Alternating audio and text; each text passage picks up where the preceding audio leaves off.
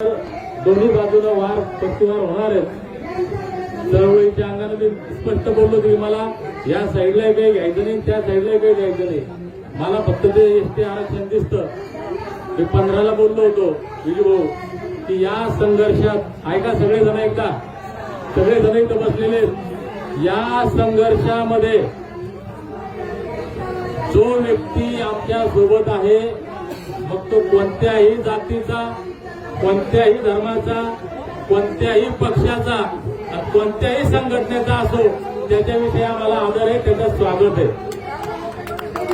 आणि जो या लढ्यात आम्हाला विरोध करल तो कोणत्याही जातीचा असो, तो आम्हाला काही घेऊन देत नाही। या ठिकाणी मनोजदादा जरांगे पाटील यांचे सहकारी गंगाधर नाना काळकुटे या ठिकाणी आलेले आहेत, त्यांनी आपल्या लढ्याला समर्थन दिलेलं आहे, म्हणून मी त्यांचं स्वागत करतो।